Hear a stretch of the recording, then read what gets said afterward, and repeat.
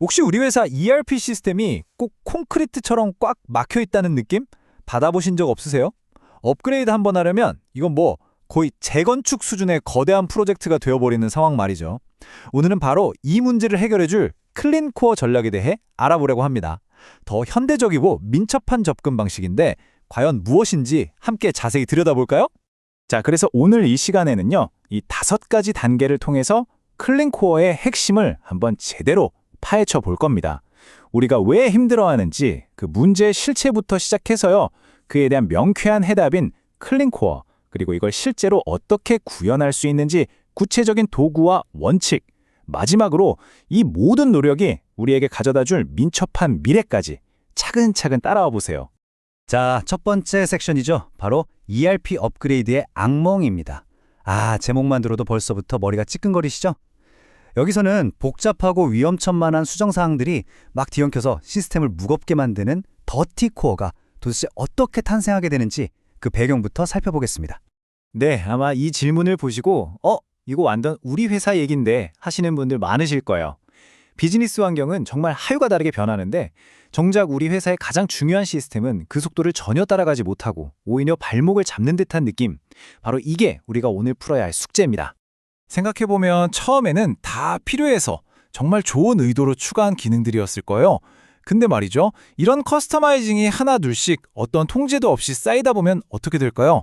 유지보수 비용은 눈덩이처럼 불어나고요.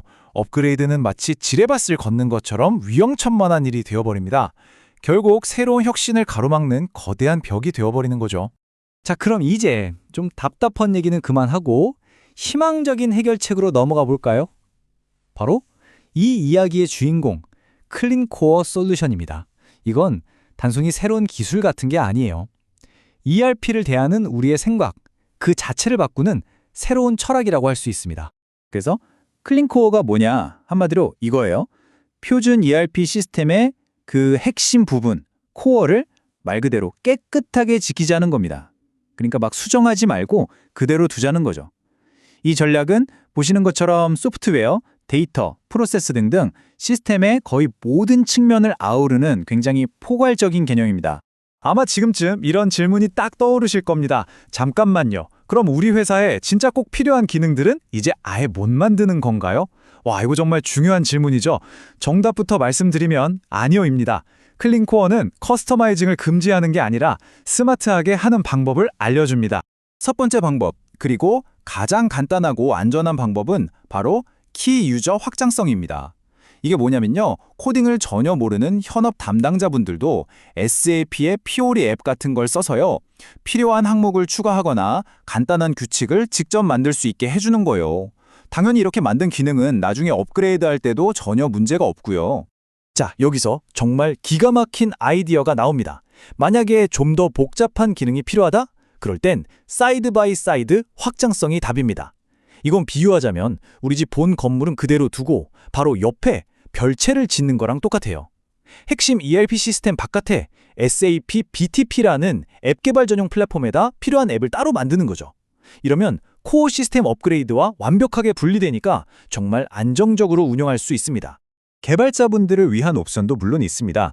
개발자 확장성이랑 클래식 확장성인데요. 이 둘의 차이를 아주 쉽게 비유해 볼게요.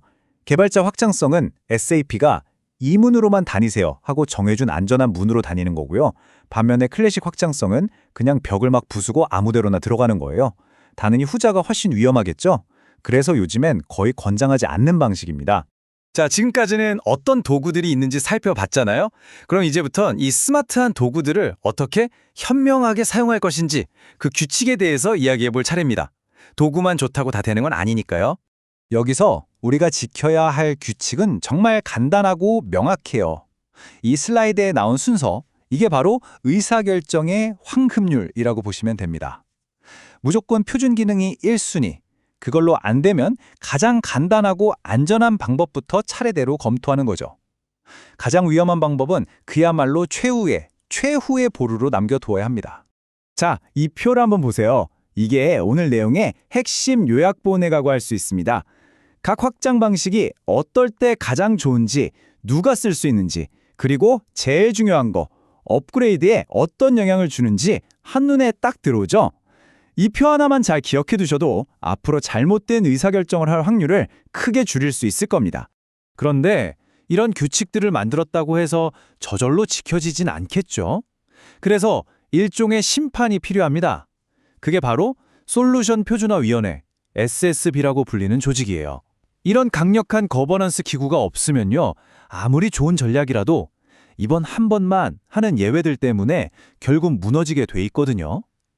SSB가 바로 우리 시스템이 다시 더러워지는 걸 막는 최후의 방어선 역할을 하는 겁니다. 자, 이제 마지막 장입니다.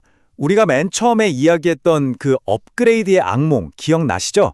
클린코어 전략이 바로 그 악몽에서 우리를 어떻게 구해내고 또 어떤 멋진 미래를 선물하는지 한번 확인해 보겠습니다. 결론은 아주 명확합니다. 물론 이런 원칙들을 지키는 게 처음에는 좀 답답하고 어려울 수 있어요. 하지만 그 보상은요, 정말 어마어마합니다. 혁신의 속도는 훨씬 빨라지고 업그레이드는 더 이상 두려운 이벤트가 아니게 되죠. 비용과 리스크는 줄어들고 마침내 어떤 변화가 와도 유연하게 대처할 수 있는 진짜 미래를 위한 시스템을 갖게 되는 겁니다. 오늘 이야기는 여기까지입니다. 마지막으로 여러분께 이 질문을 한번 던져보고 싶네요. 지금 여러분 회사의 ERP는 비즈니스를 앞으로 이끄는 강력한 자산인가요? 아니면 변화를 가로막는 무거운 족쇄인가요? 이 질문에 대한 답을 찾는 바로 그 순간이 클린코어 전략의 시작점이 될 겁니다.